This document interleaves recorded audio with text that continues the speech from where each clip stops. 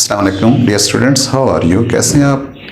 उम्मीद है आप सब ठीक होंगे। आज हम नए टॉपिक के साथ हाजिर हैं और आज का हमारा जो टॉपिक है वो है एवोगाड्रोस नंबर के बारे में। एवोगाड्रोस नंबर के बारे में कहा जाता है कि एक साइंटिस्ट थे, इटालियन साइंटिस्ट थे, जिनका नाम जो है वो एमिडियो एवोगाड्रो था। उन्होंने 1811 में जो है ये कंसेप्ट इंट्रोड्यूस करवाया था। डियर स्टूडेंट्स, उनके मुताबिक जो बेसिक कंसेप्ट था वो ये था कि जब हम गैसेस के इक्वल वॉल्यूम जो है वो लेते हैं, कोई भी गैस है उसका अगर हम वॉल्यूम जो है वो दूसरी गैस के इक्वल ले रहे हैं, तो उस इक्वल वॉल्यूम के अंदर जो गैस के मॉलिक्यूल्स होते हैं, चाहे वो साइज़ में छोटे हों या बड़े हों, वो तादाद में जो है वो बराबर होते हैं। वो तादाद जो है वो एवोगाड्रोस ने कैलकुलेट की थी और वो जो तादाद थी उसका आज हम जिक्र करने जा रहे हैं, जिसको एवोगाड्रोस नंबर्स कहा जाता है।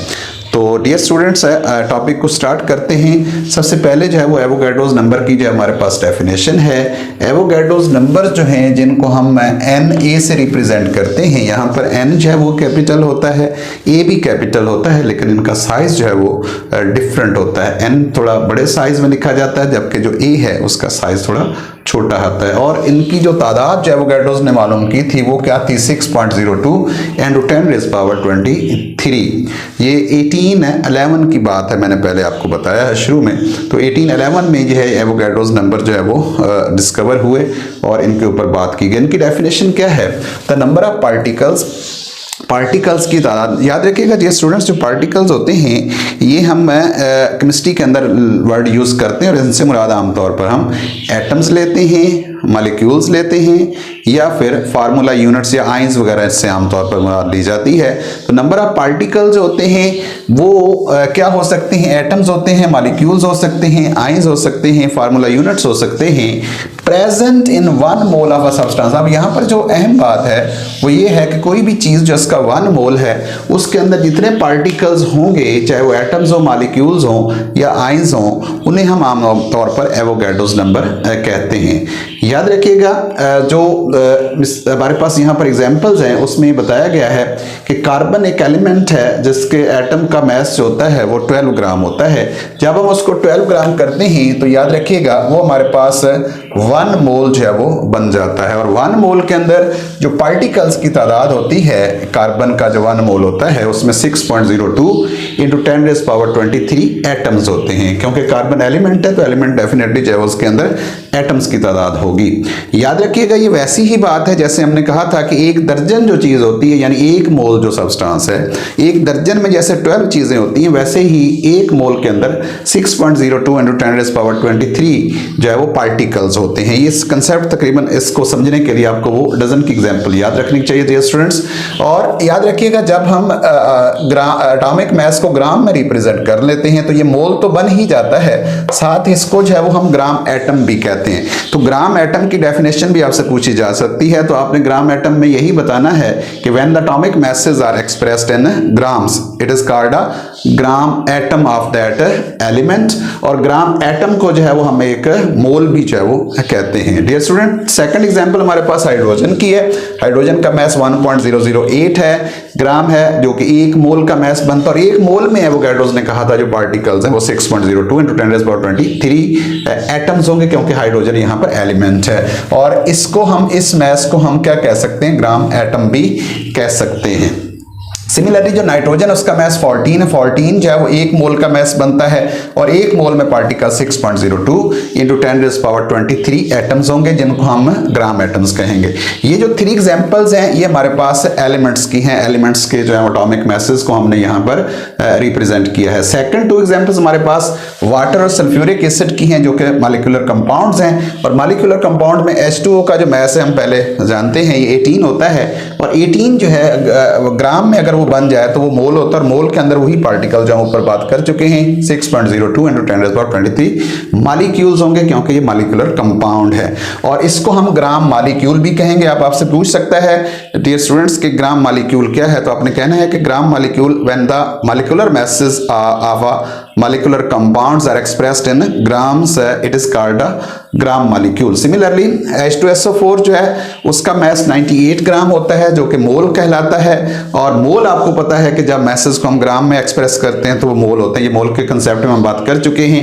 उसके बाद उसके अंदर पार्टिकल्स भी सेम होंगे, 6.02 × 10⁻23 मालिक्यूल्स होंगे और इसको हम ग्राम मालिक्यूल भी कहेंगे। सेकंड दो एग्जांपल हमारे पास जो है वो ये आयनिक कंपाउंड्स की हैं, जिसमें NaCl है। NaCl का जो मैस है वो 58.5 ग्राम है, जो कि एक मोल का मैस, और एक मोल फिर वही है 6.02 × 10⁻23 फार्मूला यूनिट्स पर मुश्तमिल होगा, जिसको हम ग्राम मालिक्यूल भी कह सकते। ग्राम फार्मूला जो होता है, ग्राम फार्मूला बेसिकली वही है, जैसे हम अगर हम फार्मूला मैस को ग्राम में एक्सप्रेस करते हैं तो इसको हम ग्राम फार्मूला भी कहते हैं। डियर स्टूडेंट्स, हमारे पास सोडियम कार्बोनेट का मैस 106 ग्राम है, जो कि एक मोल का मैस बनता है, और इसको अगर हम लिखें तो ये 6.02 × 10⁻23 फार्मूला यूनिट्स बन जाएंगे और इसके अंदर, और इसको हम ग्राम फार्मूला भी कह सकते हैं।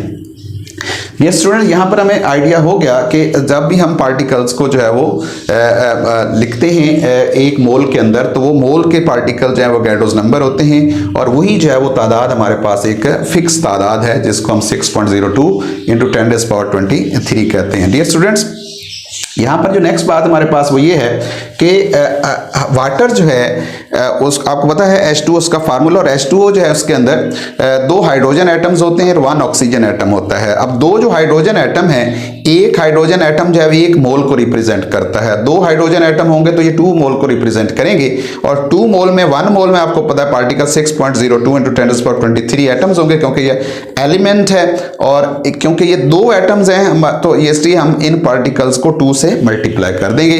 इस तरह H2O जो है उसके अंदर एक ऑक्सीजन जो है वो मौजूद है, तो ऑक्सीजन का 1 मोल है तो उसके अंदर जो पार्टिकल्स होंगे वो 6.02 × 10⁻23 एटम्स होंगे। तो यूं हम कह सकते हैं कि जो H2O है उसके अंदर 2 मोल हाइड्रोजन होते हैं और 1 मोल ऑक्सीजन होता है, और उसी हिसाब से हमने ये नीचे इनके एवोगाड्रोस नंबर मालूम किए हैं। डियर स्टूडेंट्स, NaCl जो कि आयनिक कंपाउंड है, अगर इसकी आयनाइजेशन की जाए तो it gives 1 sodium ions and 1 chloride ion.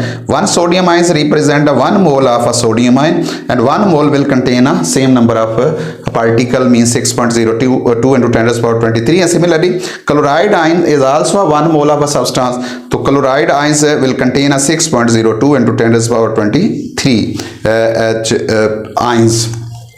Okay, ये 1 मोल को रिप्रेजेंट करता है, ये भी 1 मोल को रिप्रेजेंट करता है, और ये भी 1 मोल को रिप्रेजेंट करता है। डियर स्टूडेंट्स, हमें ये भी मालूम होना चाहिए कि जो एवोगाड्रोस नंबर है ये एक बहुत बड़े पार्टिकल्स की तादाद है, इसलिए हम इसको यूं भी डिफाइन कर सकते हैं कि large collection of 6.02 × 10⁻23 particles is called Avogadro's number, यानी एक बहुत ह्यूज नंबर है, एक लार्ज नंबर है, और इसको हम एवोगाड्रोस नंबर कहते हैं। आगे इसके जो फार्मूलाए हैं जिनसे हम जो है वो number of atoms, number of molecules या number of formula units calculate करते हैं, वो मैंने फार्मूला यहाँ पर मेंशन कर दिए डियर स्टूडेंट्स। तो नंबर ऑफ एटम्स अगर आपने फाइंड करने हैं तो उसका नंबर ऑफ एटम्स क्या है, ये पार्टिकल्स है, नंबर ऑफ मॉलिक्यूल्स भी क्या है, पार्टिकल्स हैं, और नंबर ऑफ फार्मूला यूनिट्स क्या है, ये भी पार्टिकल्स हैं। अगर आप number of formula units find करना चाहते हैं, नंबर ऑफ मॉलिक्यूल्स फाइंड करना चाहते हैं, नंबर ऑफ एटम फाइंड करना चाहते हैं, तो नंबर ऑफ एटम्स के लिए आपको एलिमेंट का जो है मैस जो गिवन होगा वो मालूम होना चाहिए, और उसके बाद उसका एटॉमिक मैस मालूम होना चाहिए, और इसको हम एवोगाड्रोस नंबर से मल्टीप्लाई करेंगे तो हमारे पास नंबर ऑफ एटम्स आ जाएंगे। अब क्योंकि मैस ऑफ एन एलिमेंट और atomic mass of element also represent the number of moles of a substance, तो लिहाजा इस फार्मूले को हम थोड़ा मॉडिफाई करके ये जो फार्मूला है ये वाला, इसकी जगह हम लिख सकते हैं number of moles and multiplied by वही Na जो है वो यहाँ पर लिख दें। मतलब ये है कि नंबर ऑफ एटम्स को मालूम करने के लिए हम 2 तरह का फार्मूला यूज करते हैं। एक में हम मैस ओवर एटॉमिक मैस लिखते हैं मल्टीप्लाइड बाय एवोगाड्रोस नंबर, दूसरे में हम number of moles multiplied by Avogadro's number. याद रखिएगा यहाँ जो नंबर ऑफ मोल्स हैं वो इसी फार्मूला से उसको जो है वो ड्राइव किया गया है। अगर आप नंबर ऑफ मॉलिक्यूल्स फाइंड करना चाहते हैं तो इसके लिए हमें क्या मालूम होना चाहिए, मैस ऑफ द कंपाउंड मालूम होना चाहिए, ओवर उसका मॉलिक्यूलर मैस मालूम होना चाहिए, मल्टीप्लाइड बाय एवोगाड्रोस नंबर मालूम होना चाहिए। अब यह जैसे हमने ऊपर देखा ये वाला जो फार्मूला है ये नंबर ऑफ मोल्स को रिप्रेजेंट करता है, और मल्टीप्लाइड बाय उसको हम Na कर देंगे। तो यूं नंबर ऑफ मॉलिक्यूल्स मालूम करने के लिए नंबर ऑफ मोल्स का पता होना चाहिए और मल्टीप्लाइड बाय Na करना आपने। अगर आप number of formula units find करना चाहते हैं स्टूडेंट्स तो उसके लिए mass of the ions over ionic mass का पता होना चाहिए, मल्टीप्लाइड बाय Na। अब यहाँ पर mass of ion over ionic mass represents the number of moles, और उसको भी आपने Na के साथ क्या करना है, मल्टीप्लाई कर देना है, तो आपके पास नंबर ऑफ फार्मूला यूनिट्स हैं वो डियर स्टूडेंट्स आ जाएंगे।